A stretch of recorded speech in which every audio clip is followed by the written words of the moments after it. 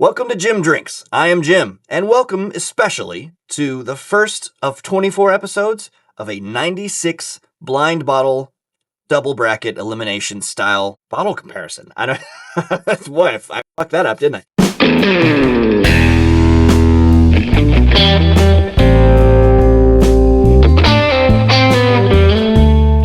So what I have here in front of me is the first set, the first of these four. I picked the bottles completely randomly. I don't have any idea what these are. These sample bottles that I've poured from are completely black. There's a number on the bottom so that I can correspond that to my list, see what I've had at the end of all of this. But I'm gonna wait till the very, very end to reveal to myself what I've been sipping on here.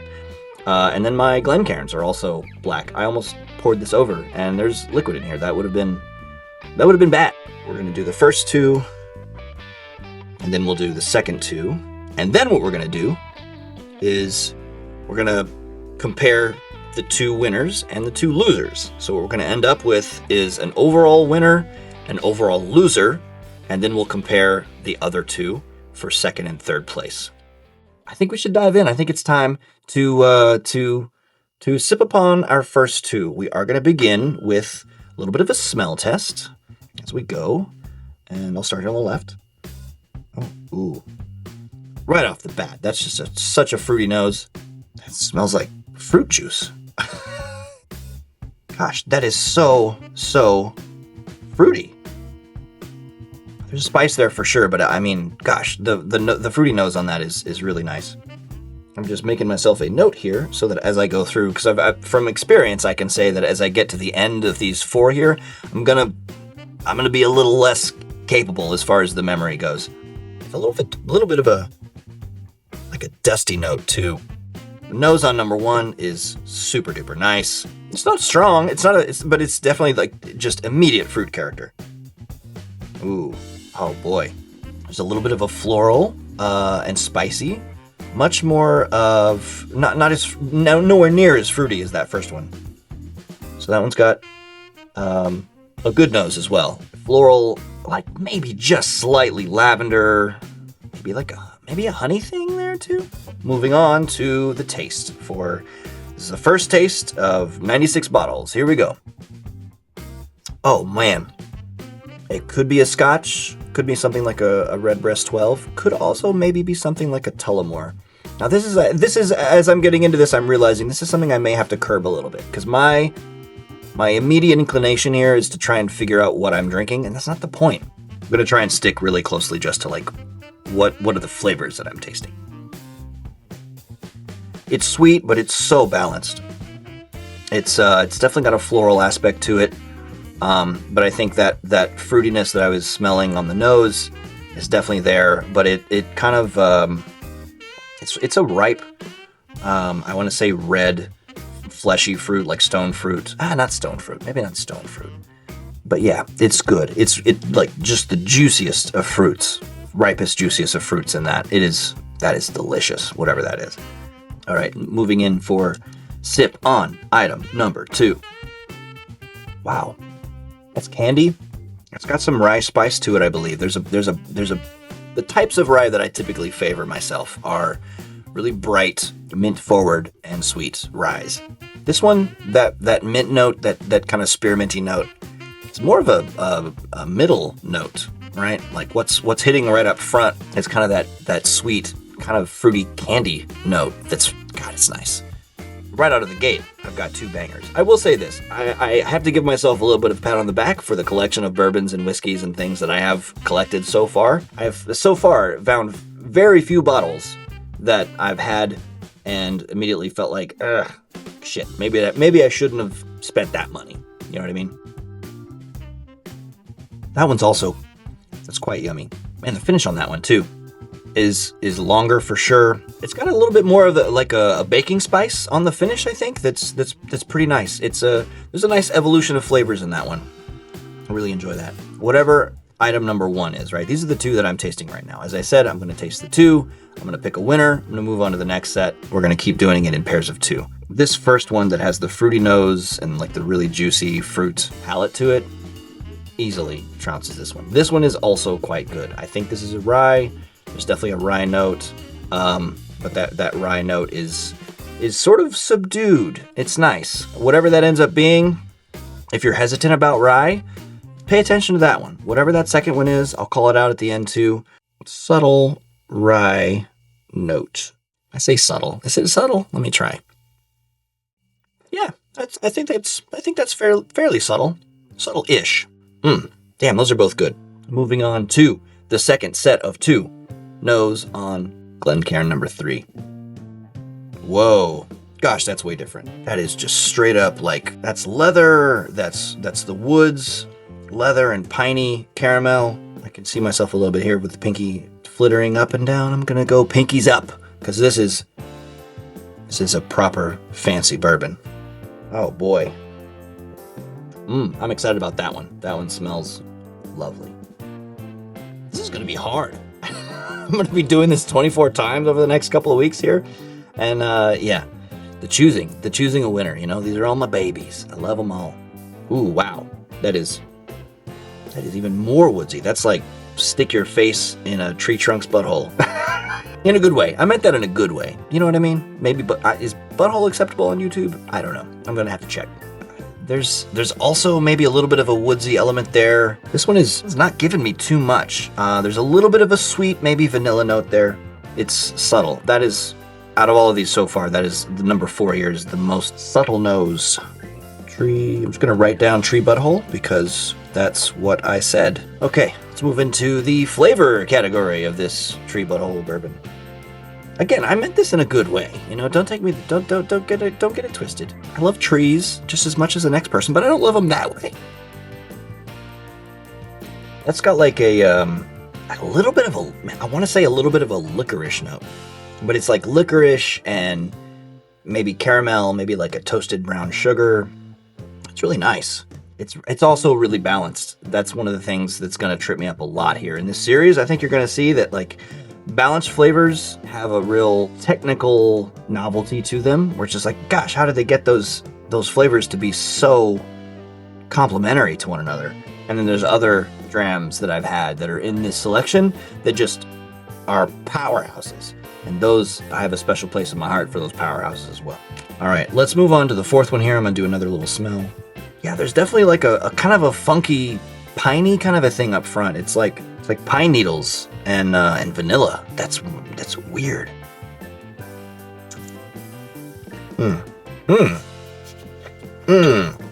Ooh, and then a harshness on the end.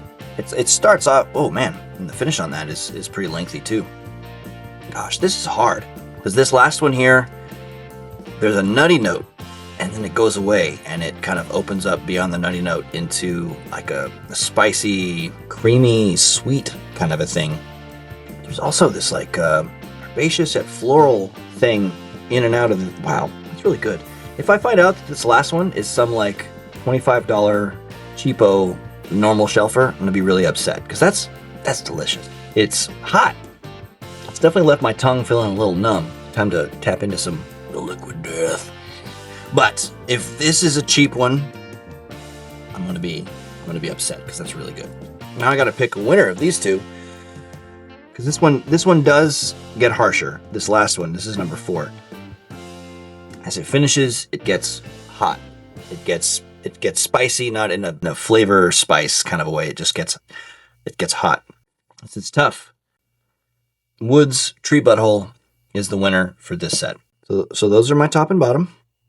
Now, let's start. We're going to start with the bottom two, the two that I didn't pick, right? We've got the fruit candy, medium finish, subtle rye note over here. And we've got the subtle nose with pine and vanilla and a floral herby dance over here. These are the two that we're going to pick. I'm going to pick second and third place out of these two. And the nose on that one is it's subtle. It is subtle, for sure. It's not a strong nose, but it's got a nice bouquet. That's a bouquet for sure. And this one is just, whoa. Is that a banana note? I don't get any distinct banana on the palate though. So maybe the banana note was made up. I don't know. There's definitely a chocolatey, oaky thing that happens there as well, which is nice. I like that. What's this one? We're deciding fates right now. This is important. Gotta water up. You gotta stay hydrated. I've almost finished that one. I should do these A, B, C, and D. So D is coming in third place. It's very solid. And then B is getting fourth place. But God, it's tight. It's very, very close. Now we move into the top two spots. First place and second place. I will start with C. This one I had written down woods, tree butthole, and balanced. I really hope that YouTube is not dinging me for the butthole reference in here. Surely not. It's a part of the body. It's an anatomical element. I could call it the sphincter exit. I don't know. Gosh, that's smooth. It's so smooth. It's so round, but it's quick. This one is a quick one between the sheets. It's there and gone. It's so nice when it's there. But boy, is it fast. In and out. And this first one here is just, I don't know what this is yet. I'm gonna find out. But it's got some juice to it. It's got some magic. It's also really quick on the finish. Slightly longer. It's got a little more linger there. Although I will say, I think the palette on C is better. This is a leaner, folks. I may have to retire to the green chair already, because this is where I must do the really serious thinking.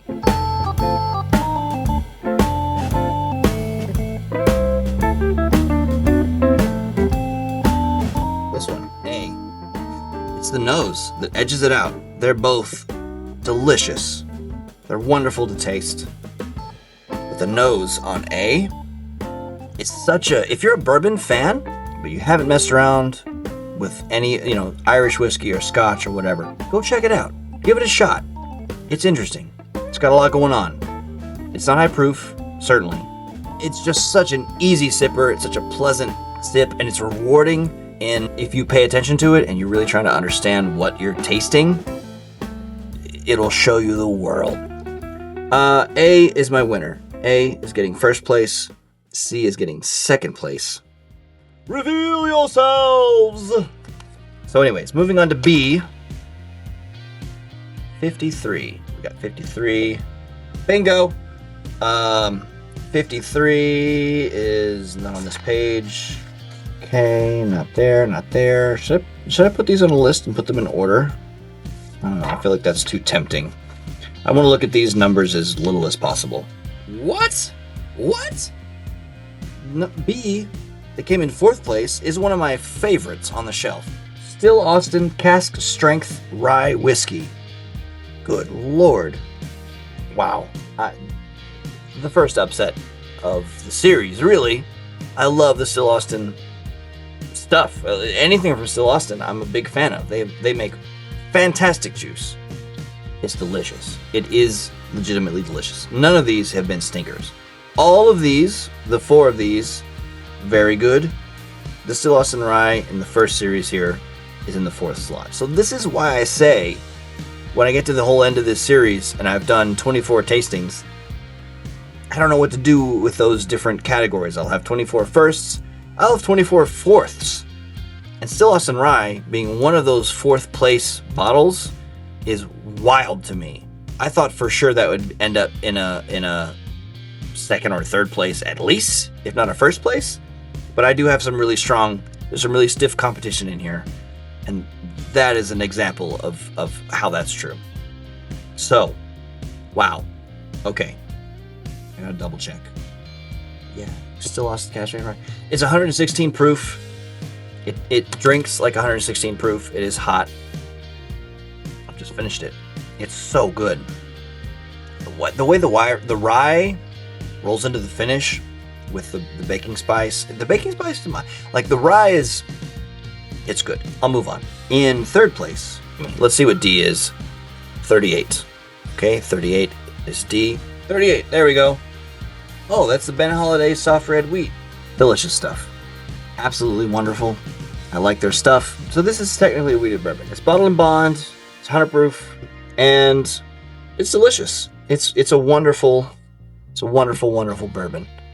And it's not done me any wrong doings here.